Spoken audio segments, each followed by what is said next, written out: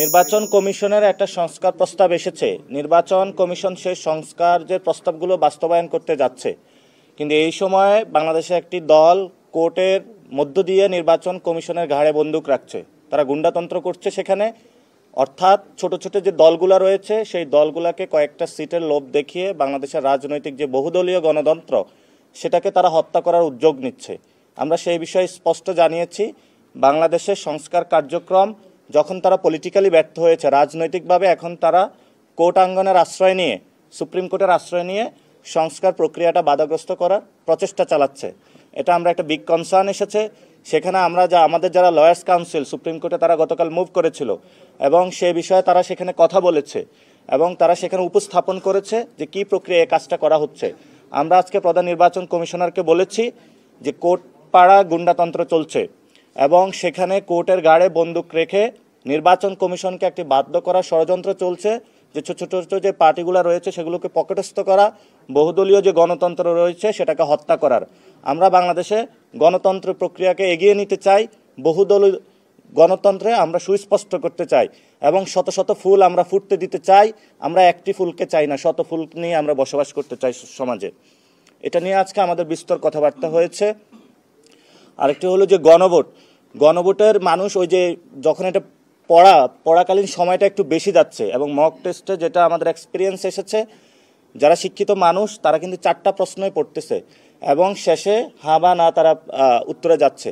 আমরা সেখানে বলেছিলাম যে এটা যদি একটা লিডিং কোশ্চেনে হয়ে জুলাই সনদের আপনি কি সমর্থন করেন নাকি করেন না, তাহলে হা বা না। যেমন হলো আপনি যদি ধানের প্রতীকে সিল মারেন বা দাড়িপাল্লায় মারেন বা আপনি শাপলাকলিতে মারেন, এটার ম্যানিফেস্টোটা কিন্তু আলাদা থাকে।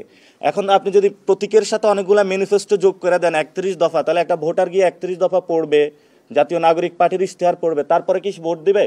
তো এই আমাদের যে মক ভোটিং সিস্টেম সেটাতে হলো গণভোটের প্রক্রিয়াটা এমন করে জটিল করে তোলা হয়েছে। এই জন্য হলো পুরো বাংলাদেশে তারা চিন্তাও করছে যে টাইমিংটা 1 আওয়ার এক্সপ্যান্ড করার জন্য। তো আমরা সেখানে বলেছিলাম যে আপনি যদি লিডিং কোশ্চেনে এটা দেন, জুলাই সনদে হা বা না বলুন, তাহলে এটা ইজি করার জন্য। এবং তারা বলেছে যে এটাতে সাংস্কৃতিক যে মন্ত্রণালয় রয়েছে তারা সেটাকে অনবোর্ড করতেছে এবং আমাদের যে তথ্য মন্ত্রণালয়। কিন্তু আমরা বলেছি যে আপনি 2টা মন্ত্রণালয় দিয়ে শুধু পারবেন না, জনগণকে এটার মধ্যে বড় আকারে অ্যাক্টিভ তাদের পার্টিসিপেশন লাগবে এবং সেই অ্যাক্টিভ পার্টিসিপেশনের জায়গায় আমরা সর্বোচ্চ সহযোগিতা করতে প্রস্তুত রয়েছি, যেহেতু একটা আমাদের নতুন একটি যোগে আমরা পদার্পণ করতে যাচ্ছি।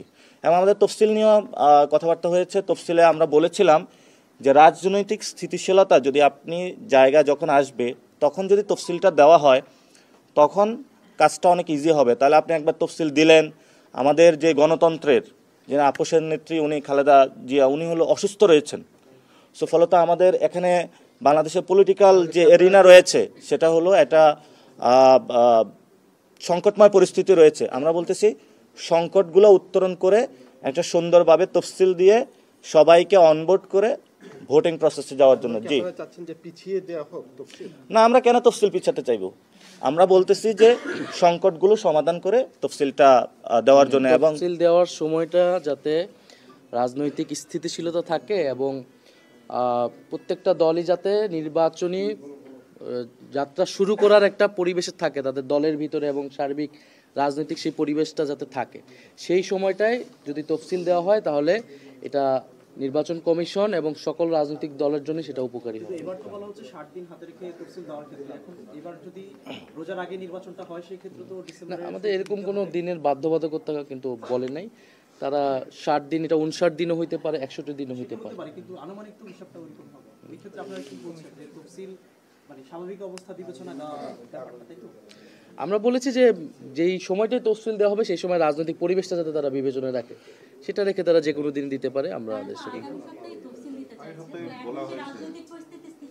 না, এটা জিয়াউর রহমানের যে আমল ছিল, উনি যখন হা বা না ভোট নির্বাচন করেছিল, আপনারা কেউ জানেন কতজনে তফসিল হয়েছিল, মানে কতদিন পূর্বে? আমি যদি ভুল না করি, আমি শেষ করি, 36 দিন এমন করে। তো ওনারা বলেছিল যে আমাদের যারা প্রবাসী ভোটার রয়েছে ওইখানে ব্যালটটা পাঠানো এবং নেওয়া আসা একটা সময় সাপেক্ষ ব্যাপার, এই জন্য ওনারা দ্রুতই তফসিলটা দিতে চাচ্ছে। সাথে সাথে আমরা বলছি পলিটিক্যাল যে সংকটময় পরিস্থিতি এটা কনসিডারেশনে রাখার জন্য। যাতে আপনি একটা প্যাকেজে এসে সবাই মিলে আমরা ইলেকশন ফেজটাতে ঢুকতে পারি। অর্থাৎ আমরা সবগুলো পলিটিক্যাল পার্টি কিন্তু এই বিষয়ে এগ্রিড হয়েছি। সো এটা নিয়ে কোনো সংকট নাই। আমরা আশা করি যে ইনশাল্লাহ ফেব্রুয়ারিতে সুষ্ঠু একটি ইলেকশনের দিকে দেশ এগুচ্ছে। ভাই এই বিএনপি চেয়ারপারসনের না, এটা তো আমরা বলেছি যে আপনার খালেদা জিয়া আমাদের যিনি রয়েছেন উনি অসুস্থ রয়েছেন। তারপরে আমাদের দেশের যে পরিস্থিতি, এই পরিস্থিতিগুলো যাতে সবাই সাথে কথা বলে জেনে সবাইকে অনবোর্ড করে এই জিনিসটা করার জন্য সেটা বলেছি। ভাই এই খালেদা জিয়ার অসুস্থতা এটা কি নির্বাচনের শিডিউলে কোনো প্রভাব পড়তে পারে বলে মনে করেন? না, এটা কোনো প্রভাব পড়বে না, কিন্তু আমরা যারা গণতন্ত্রের জন্য লড়াই করেছে এবং তাদের প্রতি আমরা শ্রদ্ধা পোষণ করতে চাই এবং সবাইকে নিয়ে আমরা কাজ করতে চাই সংস্কারের পক্ষে। এবং আমরা মনে করি যে বাংলাদেশে উনি দীর্ঘ সময়কালীন লড়াই করেছিলেন, তো গণতন্ত্রের এই জায়গাটা আমরা সরকারও সম্মান প্রদর্শন করছে, আমরা সম্মান প্রদর্শন করছি। বেগম জিয়ার প্রতি সবার আবেগ অনুভূতি এটা বিএনপি কেন্দ্রিক নয়, এটা হলো বাংলাদেশের উনি একজন।